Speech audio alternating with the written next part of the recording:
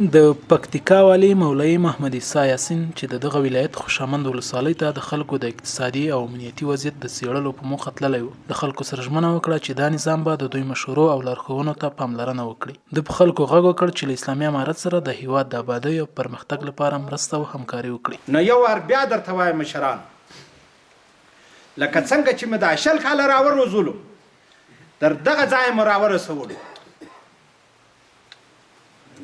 د الله په خاطر درته وایم که مې دغه پرېږدي،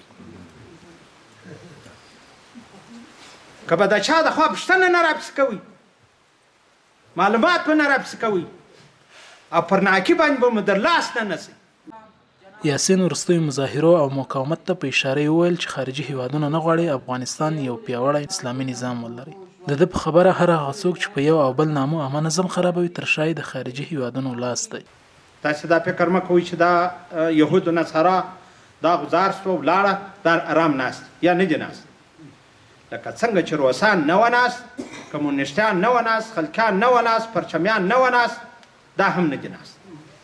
او بیا دا هغه مقبوض دشمن دی چې بار بار الله په قرآن کې د دې دشمني ذکر کوي.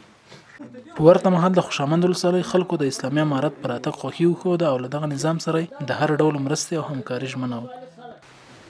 تاسې ړنګېدل د موږ ړنګېدل دي، تاسې ورکېدل د موږ ورکېدل دي. دا یو د عملي خبره ده چې امارت و، تیر امارت و، یو کیفیت چې ړنګ سو بیا د موږ بل کیفیت، بیا هم ایدرې په شهیدانو ډکې شوي، بیا هم کورونه ځورېدلي دي.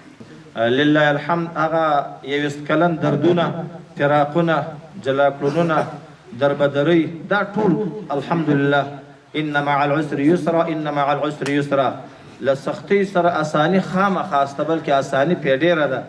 د خوشامند ولسوالۍ خلک وایي دغه ولسوالۍ په تېرو حکومتونو کې په مکمل ډول له پامه غورځول شوې ده. دوی د اسلامي امارت له مسؤلینو غوښتنه وکړه چې په ولسوالۍ کې د خلکو د اقتصادي ودې لپاره ګټورې پروژې پلي کړي.